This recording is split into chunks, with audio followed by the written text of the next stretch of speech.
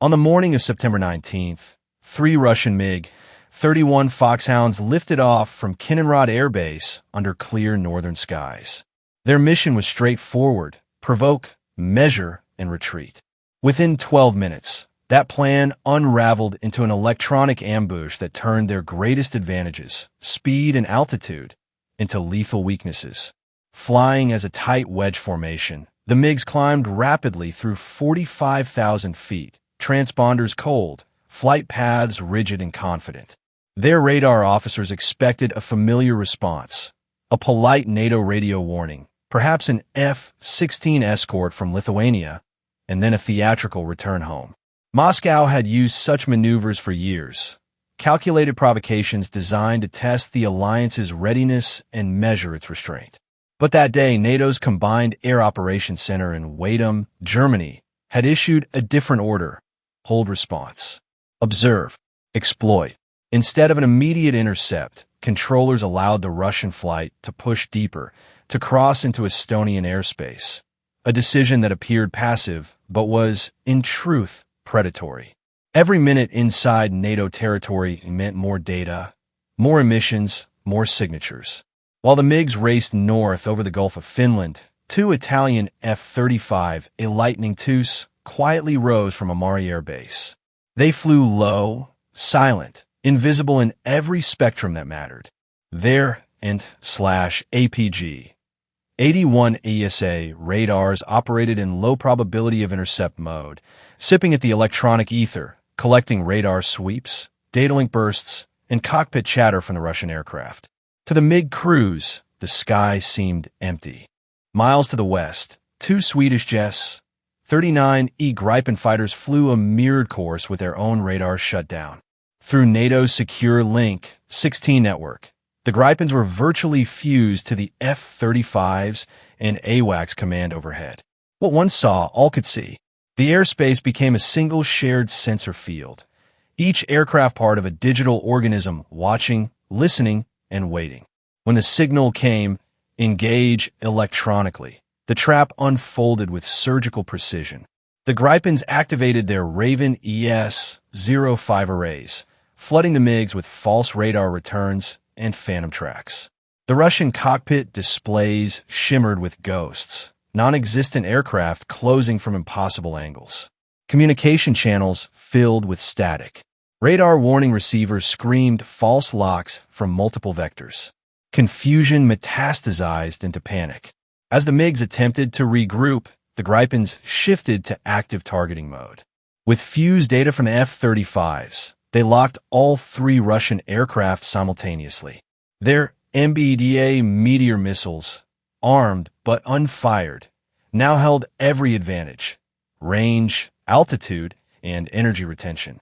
From their position, a single launch would have left the MiGs with no mathematical path to escape. Then, the F-35 switched from silent observation to electronic suppression. To the Russians, it was as if the sky itself turned against them. Their radars failed, data links collapsed, and sensor screens blinked into noise. In 12 minutes, 3 of Russia's fastest interceptors had been rendered blind, deaf, and defenseless without a single missile fired. A calm Swedish voice came over the emergency channel. "Russian aircraft, you are in NATO airspace. You are locked. Return immediately." It wasn't a threat, it was a verdict. Moments later, the MiGs broke formation and dove east, accelerating back toward Russian skies. The F-35s shadowed them invisibly, recording every maneuver, every desperate transmission, every thermal spike. No kinetic exchange occurred, yet the tactical victory was total. Behind the quiet success lay a profound shift in doctrine. For decades, NATO had treated such intrusions as symbolic theater, harassment to be managed, not exploited.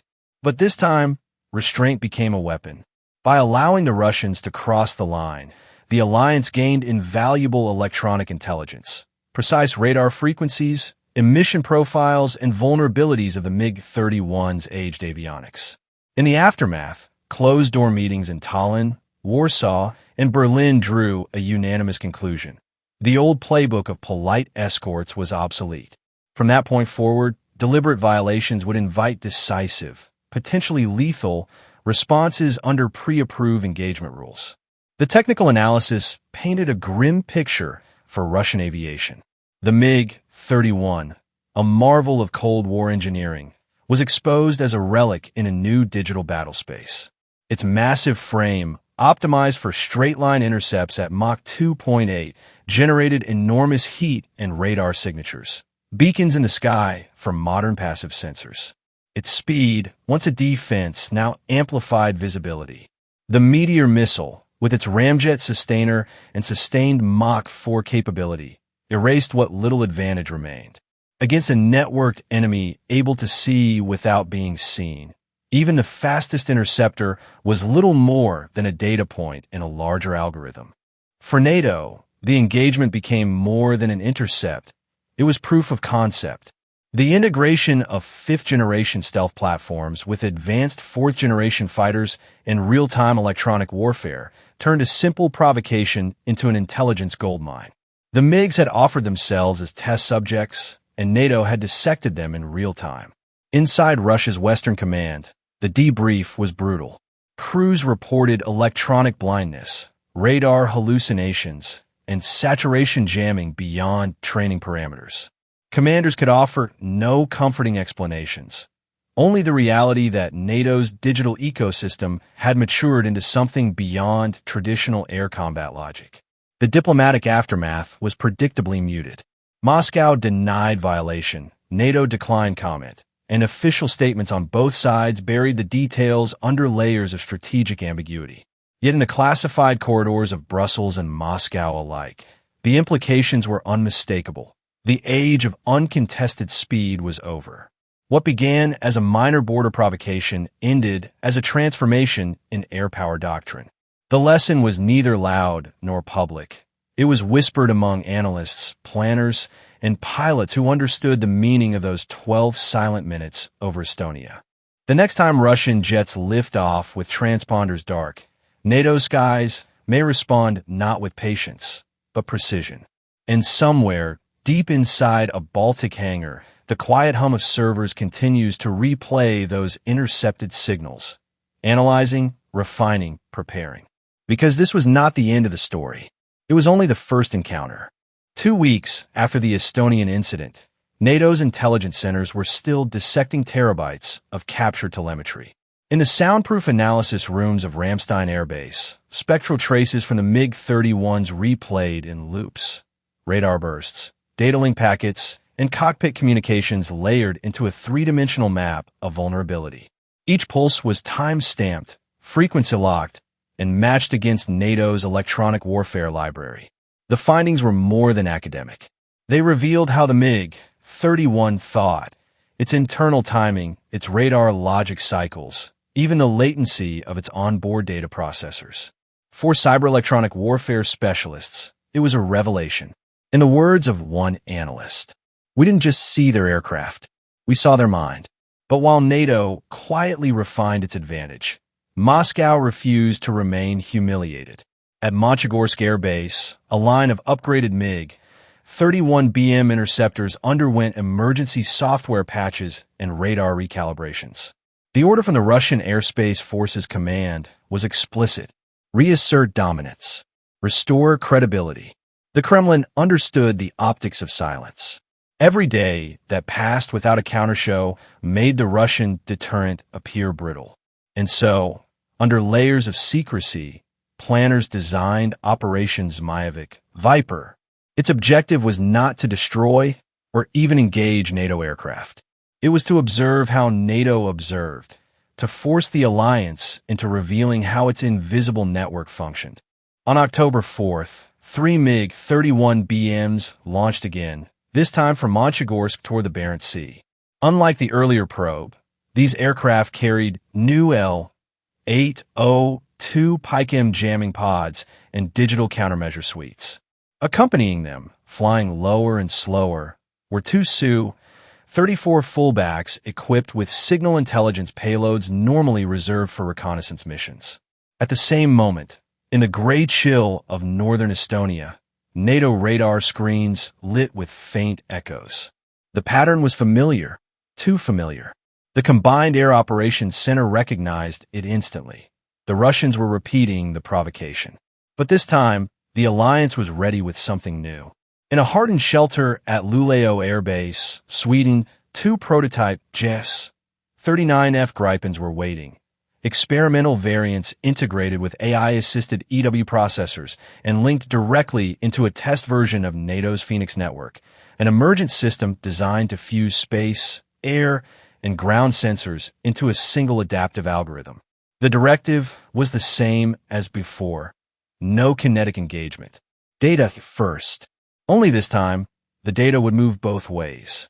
As the MiG formation climbed past 70,000 feet, the Su-34s began emitting a strange rhythmic pulse across multiple frequencies. It was a bait, a digital flare meant to provoke NATO radars into response. But the Phoenix network didn't respond in kind. It adapted. Machine learning nodes in Germany rerouted detection through civilian weather radar feeds, bouncing reflections off the polar jet stream. To the Russian sensors, the Baltic sky appeared empty. Inside one of the MiG cockpits, the radar operator muttered, "No Western signature. Clean field." It was exactly what NATO wanted them to see. As the Russian flight neared the edge of Norwegian airspace, a pair of F-35, as from Orland Air Station, drifted silently into the intercept corridor. Their systems remained cold. Even their transponders were ghosted through Phoenix's digital mask. They watched the Russian formation through passive IRSD arrays, gathering heat profiles so precise that analysts could later identify the stress patterns on turbine blades. Then, without warning, the MiG-31 lead aircraft executed a maneuver no one expected.